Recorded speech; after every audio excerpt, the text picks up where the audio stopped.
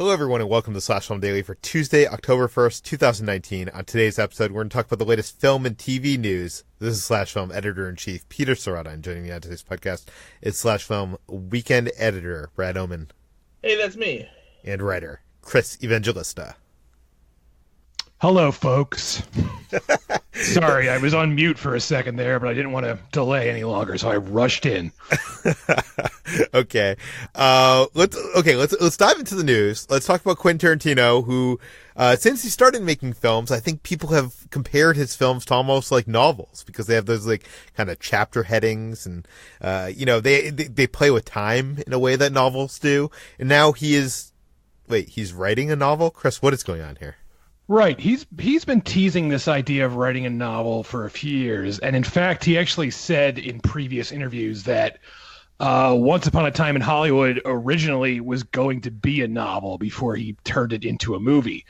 But now, as we all know, he is retiring, maybe. And even though he's retiring, he has also said that, he might not make movies anymore, but he's still going to create stuff.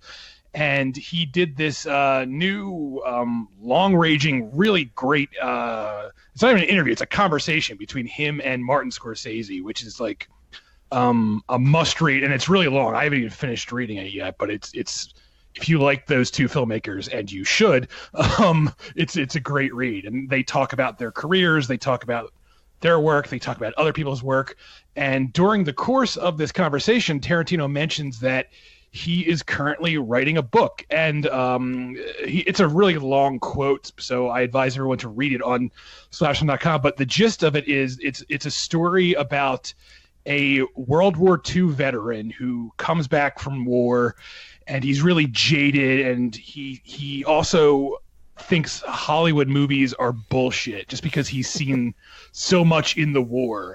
And, he goes to Hollywood movies made in Hollywood, and he just thinks they've become really phony and pretentious, and his time in the war has just made him sort of like not enjoy movies like he used to. And then he starts discovering foreign films, like films by Kurosawa and Fellini and Godard, and it sort of awakens a whole new appreciation of cinema in this guy's mind. That it was like a whole sort of subgenre, not a subgenre, but a whole sort of world of film that he was never aware of before, and he's suddenly discovering it. So that sounds really cool to me. That's I will definitely read this if it ever comes out.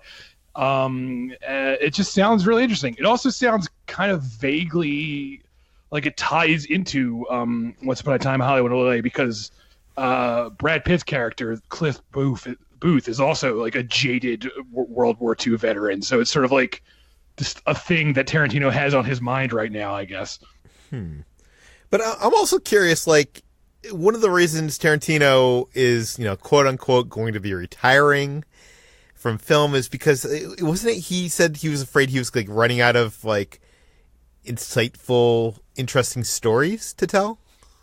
I mean, he gives a different reason I've seen multiple reasons. One reason is that, he wants to settle down a little bit. I mean, he just got married. His wife is actually pregnant right now. So, I've read an interview where he said he wants to sort of slow down a bit and become a family man, as hard as it is to believe. Oh, I haven't read Tarantino as a family man. But that's crazy. Most of the interviews with him I've seen have been like about him talking about his like favorite filmmakers and how they like kept on making films late into their career that had diminishing returns and kind of, hurt their legacies. And he didn't want to do that. Like, he felt at one point he's told all the stories that he has to tell. It's just so strange. At the same time, a film is a different animal than a novel. Like, even though, like you said, he has a very novelistic approaches to his movies. I mean, you can tell a film. I mean, you could tell a story in a book a lot differently than you tell it in a film. You don't have to rely on, like camera angles and stuff like that. So maybe if he feels like he doesn't want to dry up creatively when it comes to directing, he can still tell a good story. So there is that. I feel like I have a hard time these days reading fiction. Like most of the books, if I end up reading something is like nonfiction, like a memoir or, about Hollywood or something like that. Brad, would you be interested in reading a novel from Quentin Tarantino? Interested? Sure. Do I have the time? Fucking no. Yeah, I guess that probably sums it up. Another director and writer-director who has often been, said to be overridden is Kevin Smith, and he's brought in Jay and Silent Bob back. They're coming to theaters and to home video with their new movie, and it seems like he's also this time promises that we're actually going to get a Clerks 3. Brad, what do we know? Yes, so Jay and Silent Bob reboot comes out later this month. It gets a limited theatrical release from Fathom Events on October 15th, one night only. And then you can also see it along with a double feature with Jay and Silent Bob Strike Back on October 17th. And then there's a whole rolling road show that they're doing where Kevin Smith and Jason Mewes are accompanying the movie at a bunch of cities across the United States. They've sold out pretty much all their shows and everything. And it kind of felt like this sort of farewell to the View Askew universe, maybe like a last hurrah for Jay and Silent Bob. They're bringing back all these characters from all the previous movies, like Clerks and Mallrats and Chasing Amy and even Dogma. And so it kind of felt like, this was just sort of a one last round with these characters. But apparently, Clerks 3 is back on the table because Kevin Smith recently reunited with Clerks co-star Jeff Anderson, who plays Randall, the one who works at the video store.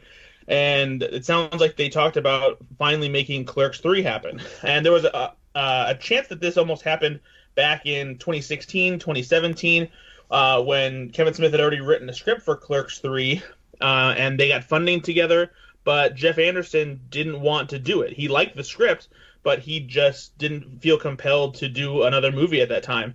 And apparently Kevin trying to convince him to do it, and the whole process resulted in them kind of having a little bit of a falling out, and they didn't talk to each other for a while. But at some recent event done by Lilu Multiprops, which is like this auction house that sells movie props and memorabilia and stuff, they were both at a signing event, and they happened to be there and talk to each other, work things out, and now him and Brian O'Halloran and Kevin Smith and Jason Mewes are all down to come back. And so, but this is something that Kevin Smith just started writing, so he's not even using the old Clerks 3 script. He's doing something completely new, and he says it'll be a movie about how you're never too old to completely change your life. It'll be a movie about how a decade-spanning friendship finally confronts the future. It'll be a movie that takes us back to the beginning, a return to the cradle of civilization in the great state of New Jersey. So it'll bring, it kind of works out because this will bring the View Askew universe, as it's called, full circle back to the original Clerks. But I also feel like the way he describes it is kind of the same lessons that these two characters learned in Clerks 2, because they were both kind of having a bit of a midlife crisis, and their friendship was hitting some hurdles, and they were growing up a bit, and then they decided to, buy the Quick Stop themselves and work there, again. So I wonder what's in store. I guarantee you it's all inspired by Kevin Smith's kind of growth as a person, since he had his near-death experience when he had a heart attack not too long ago. So I'm sure he's, learned some life lessons since then, and because of the friendships that he's rekindled with people like Ben Affleck and Jeff Anderson, I bet you there's, some stuff that he feels like he wants to write about with these characters. Yeah, and he's also had some shifts in his career. He was a big writer-director, then he shifted more into a commentator and podcaster, and is now, I guess going back to the films. I don't know. It's interesting what I'm guessing it's probably going to say something that's very meaningful and personal to him, which is good because I think the best Kevin Smith movies are like Chasing Amy, which, come from that kind of place.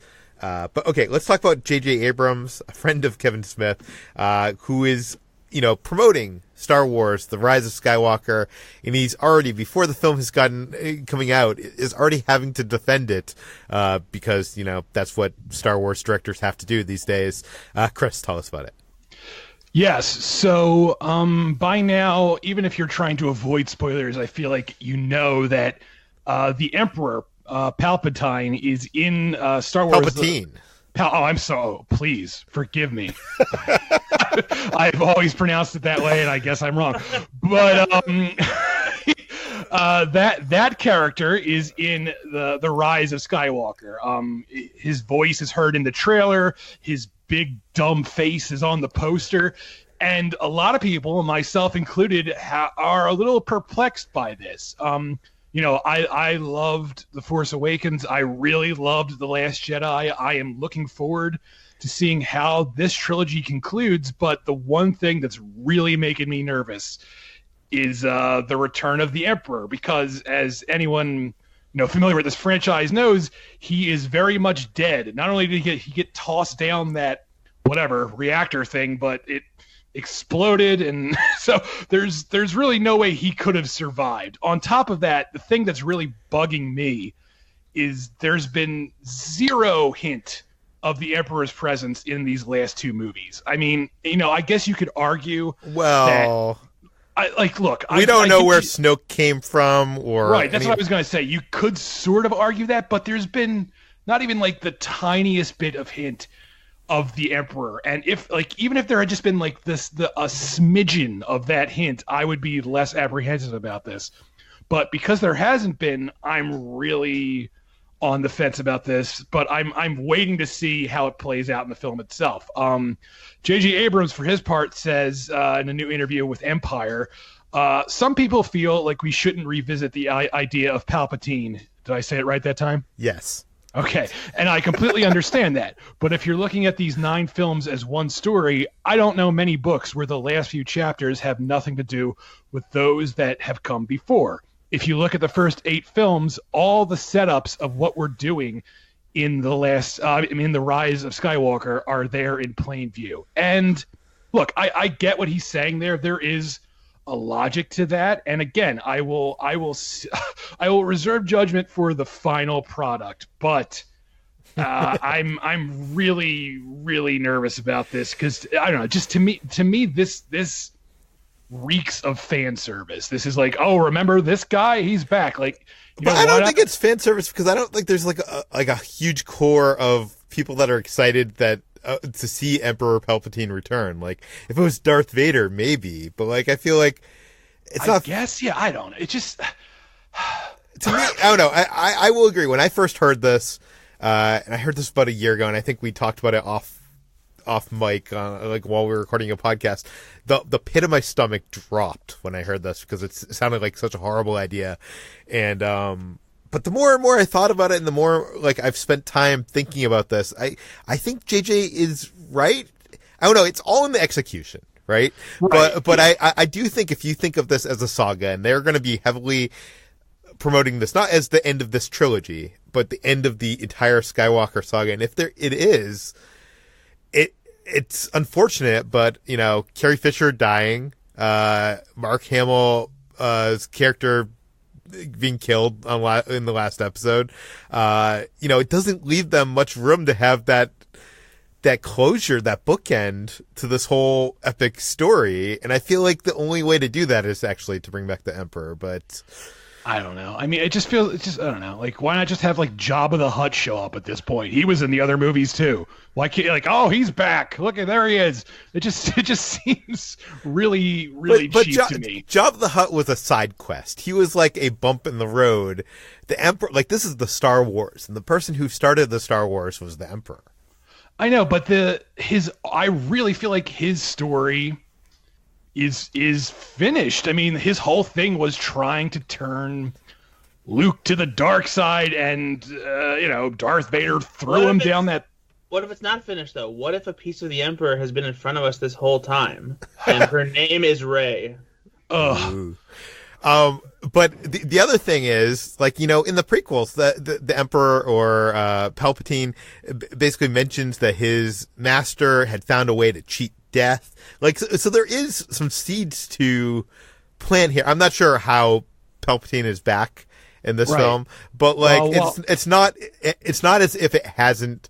There aren't seeds along the way, I guess. And as in doing research for this story, I looked up the whole, Force ghost thing, and in the films at least, there haven't been Sith Force ghosts, but according to the Star Wars Wikipedia, there is a history of that. It's not sort of the same thing. But there have been Sith ghosts, and it also says that Sith ghosts tend to be bound to an object or a location that they had interaction with. And as we know from the trailers, our heroes in the Rise of Skywalker end up going to like the wreckage of the Death Star. So maybe it's like the Death Star is like a haunted house, and Palpatine is creeping around there like a ghost. But I feel like you could get on board for that one, Chris. A haunted house in the Star Wars universe. As much as I like ghosts, I just don't know. But like I said, I will reserve judgment. I hope it works out because, like I said, I really like the last two movies, and it would really suck if it ends up being a terrible conclusion. So yeah. Fingers crossed it all works out. Well, this isn't the end of Star Wars. There's also other Star Wars movies in development. There's some Star Wars TV shows in development, one of which is the Obi-Wan Kenobi TV series, which has found a director. Brad, what do we know? Yes, the Obi-Wan Kenobi series was officially announced back during the D23 Expo, though we had heard rumblings of it for a while, previously as a movie, sometimes as a movie trilogy, and then just before the news actually was officially announced, rumors of a series after Ewan McGregor had officially signed on to star. And now the project has a director in the form of Deborah Chow, who has some experience with Star Wars because she was also working on The Mandalorian, which is the first live-action Star Wars series coming to Disney Plus this fall. She's also worked on a bunch of other shows like Better Call Saul, American Gods, Lost in Space, Jessica Jones, Mr. Robot. So she has quite a lot of television experience. She's definitely got the right experience to take on a show like Star Wars. And so, yeah, this is great to hear. I'm very excited for the Obi-Wan series simply because I like Ewan McGregor as Obi-Wan. I'm not necessarily sure about the story that this will tell. I feel like we already got a lot of what Obi-Wan was up to during the time between Revenge of the Sith and Star Wars A New Hope, especially when it comes to what was revealed in Star Wars Rebels. So I'm interested to see what else there is to tell here about our old Ben Kenobi. Yeah. I was going to say that, Star Wars has been criticized for not having many female directors. Deborah Chow now becomes I was going to say third, but actually she was the first live-action Star Wars director, her alongside Bryce Dallas Howard on The Mandalorian. I really liked Chow's work on Better Call Saul. She did this episode last season. I know we talked about it on the water cooler, or on the podcast last year, or earlier this year. It was the episode where it began with this montage showing Jimmy and, oh my God, what's her name? Chris, Kim, yes. Jimmy and Kim, and how their lives were going in two different directions. It was like the split screen opening montage, and I've tried to find it online. It's hard to find, but it was just so brilliantly put together. So I'm excited that she's back for more Star Wars, and the fact that they are hiring her to bring her back after she's done 2 episodes of The Mandalorian, I think shows some faith in her as a director. So that's exciting. Let's talk about some more TV stuff. Stranger Things Season 4 has been announced with a teaser trailer that gives us some hints. Chris, what do we know? Yes, we all knew this was coming, but Netflix made it official. Stranger Things 4 is a go at Netflix, and Netflix actually signed an overall deal with the Duffer Brothers, who created Stranger Things, to make even more stuff, like more TV shows and even movies. So that they're pretty much locked in there at Netflix. And in honor of the Stranger Things 4 announcement, there was a little teaser released. It didn't really have much footage, as you would expect, because they haven't shot anything yet.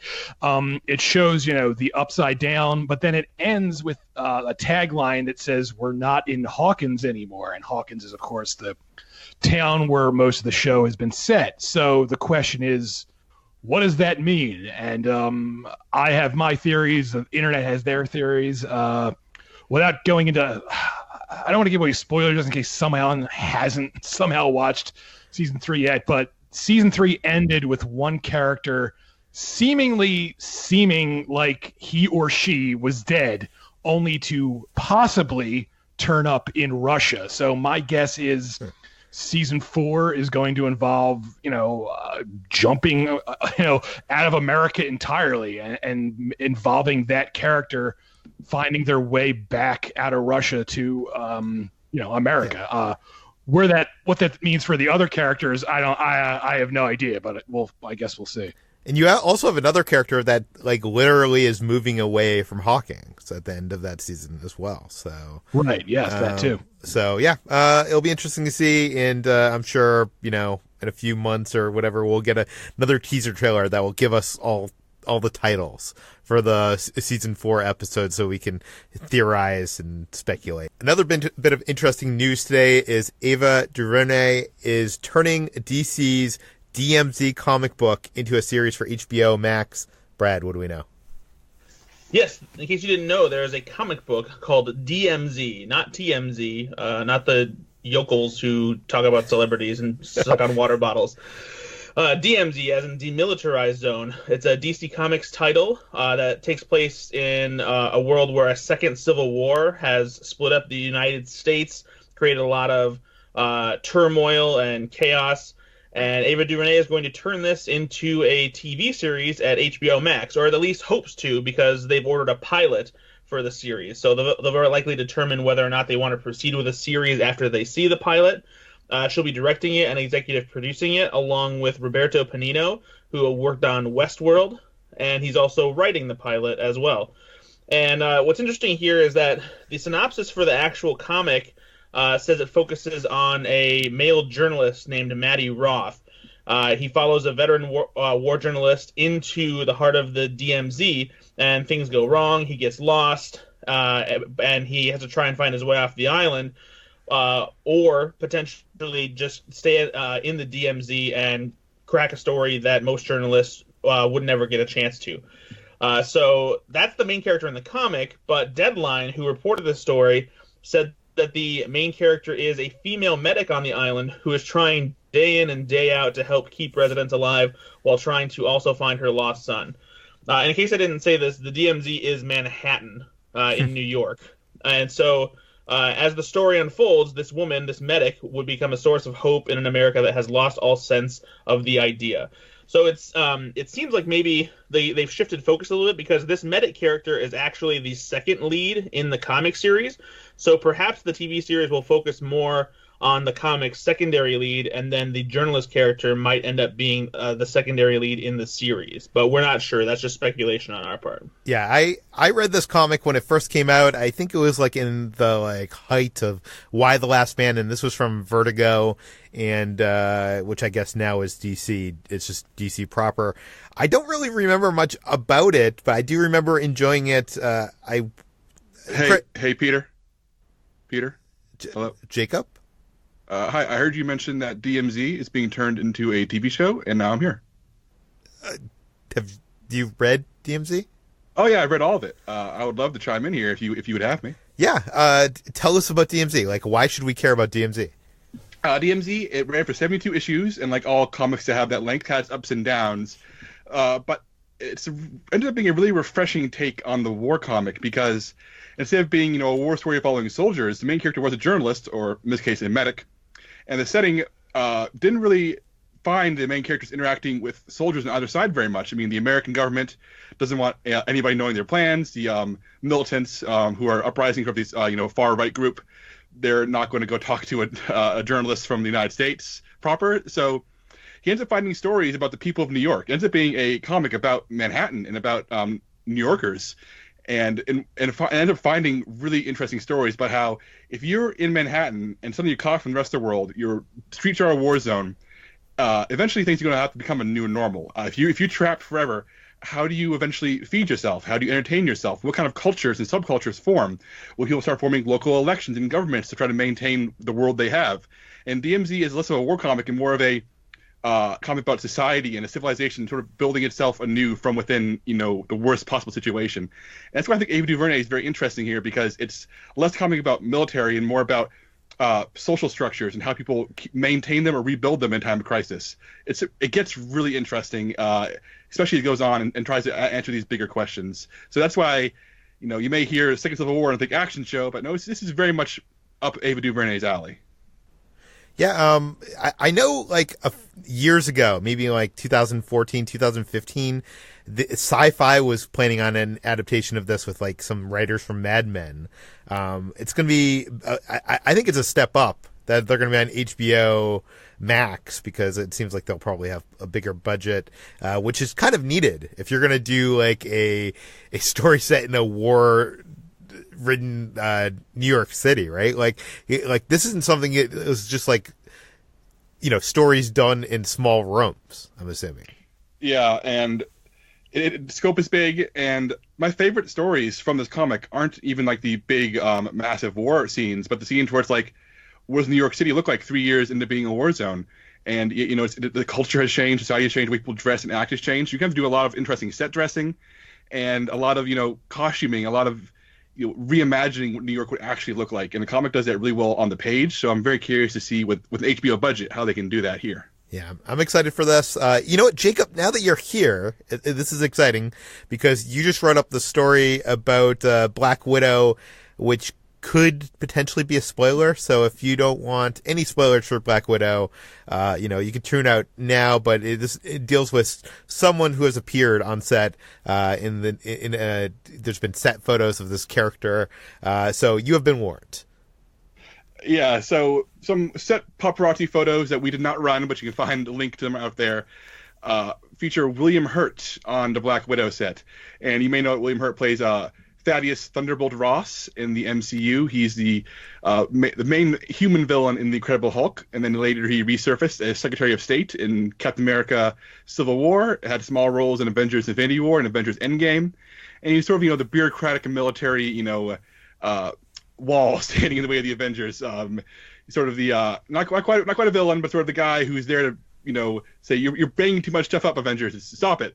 But in the comics, he's an ongoing Hulk villain. He's been that way since the '60s, and let's start from another angle here. If you look at these photos, William Hurt, who's 69 years old, he's a healthy guy. We saw him just this year in Endgame. For a man of his age, he looks very healthy. But in these photos, he's wearing baggy clothes. His makeup looks gaunt. He's leaning on a cane. So we're already seeing Ross looking weaker for some reason, visibly aged. And we should say we saw him in Endgame right after when was it in the timeline we saw him? I think it was like right. We saw him at the funeral scene at the very end. Okay, so we did see him in the funeral scene, yeah. Yeah. So what's interesting about this is that, you're right, we see him later in the timeline looking healthy. So unless these are very bad photographs of William Hurt, we can assume that they're making him look aged and weaker. So you and I talked about this, Peter, offline about why would he look like this. And probably the most famous modern Ross storyline is he becomes Red Hulk. Literally, he starts experimenting on himself to become a weapon capable of defeating the Hulk, becomes a red-skinned version of the Hulk who maintains all of his intelligence and tactical mind, and becomes the antagonist for the Hulk. Eventually, sort of an anti-hero who teams up with heroes, occasionally fights against them, and is often associated with, let's say, more morally gray teams in the Marvel Universe. Like he forms a group called the Thunderbolts at one point, which is like anti-heroes and villains, sort of a Suicide Squad for the Marvel Universe. So my off-the-wall theory here, Peter, is not just that William Hurt Ross is back in Black Widow, but we're setting up Red Hulk. We're setting up him not necessarily being the main villain going forward, but setting up the idea of maybe government superheroes maybe becoming more of a bigger force. Am I crazy here? I mean, I know nothing about Hulk, but I can't imagine William Hurt as a Hulk. I mean, I remember the reason William Hurt took the Incredible Hulk job in 2008 to begin with was that he is apparently a lifelong Hulk fan. So I can imagine him being all in on doing the Mark Ruffalo mocap Hulk thing. I think hopefully he'd have a kick doing it. I want to see video of him on set in that gray suit, like jumping on things and, throwing stuff. Yeah, and of course we're all spitballing here, but my whole thing is that we're looking toward a blank slate of the Marvel Universe. I mean, if the first 10 years of this experiment built towards Thanos and the Infinity Stones, what are we building toward now? And I think that, with a She-Hulk series coming, and Hulk being smart now. Marvel is clearly not afraid to get weird with the Hulk family. So bringing in Red Hulk and setting him up as a possible antagonist or ally, and maybe setting up, a Thunderbolts, a sort of an anti-Avengers made up of people who Ross has handpicked, probably bad sorts who he can control, is maybe the step forward. It's the way to go, and maybe lean towards something. I know one thing we were banding about, Peter, is the idea of Dark Reign, which was a comic storyline that saw essentially the villains take over the universe, but not in like a world domination way. In the world is afraid, these guys step up and say, "Hey, we can protect you," and suddenly, Norman Osborn is running S.H.I.E.L.D. So I'm wondering if maybe we're looking at that kind of future where, maybe instead of Norman Osborn, because he's a Spider-Man character and Sony rights to deal with, we're looking at, Ross and other characters stepping into that storyline. Once again, all speculation, but you know what? We'll see if I'm right in 3 or 5 years. I mean, this does bring into question, because we know, do we know where Black Widow takes place in the timeline? Supposedly after Civil War, but before Infinity War. So we've seen Ross, and he's healthy, years after the snap. So if he's experimenting on himself and he becomes the Red Hulk, when he becomes a human, is he back to normal? That's a really good question. I feel like you can bend that either way. I feel like there's so many characters in Marvel whose whole thing is, I'm dying of something. Oh no, superpowers will save me. But it's always different. Sometimes like, oh, I'm completely cured, hooray. Other times, oh no, I'm still dying when I'm no longer superpowered. So who knows? I feel there's room for them to take it whatever direction they want to take it. It's crazy that the one of the two properties that Marvel Studios does not have complete control out of, are Spider-Man and Hulk. And that's why we're not getting a Hulk movie, because Universal has some of the rights there. Why would they be setting all the stuff up in the Hulk universe without us actually being able to get a Hulk movie? I think that's exactly it. You can't get a Hulk movie, so you got to scatter the Hulk family elsewhere. You got to have them pop up everywhere else to make it worthwhile. Because as you said, any solo Hulk movie has to have Universal involved, and that's never going to happen at this point. But if you have, Hulk pop up in Thor Ragnarok, and you have Red Hulk be introduced in Black Widow, or at least the seeds of that planted in Black Widow, you have a She-Hulk TV series in Disney Plus, you're able to, take this really rich, weird group of characters and have fun with them and to scatter them about, as opposed to having to give Universal a piece of the pie. Okay. That is a lot for this one episode. So this brings us to the end of today's Slash Film Daily. You can find links to all the stories we mentioned on today's podcast in the show notes. You can find this podcast published every weekday on iTunes, Google, Overcast, Spotify, all the popular podcast apps. Please feel free to send us your feedback, questions, comments, concerns to us at peter@slashfilm.com. And please rate and review this podcast on iTunes. Tell your friends. Spread the word. We'll see you tomorrow.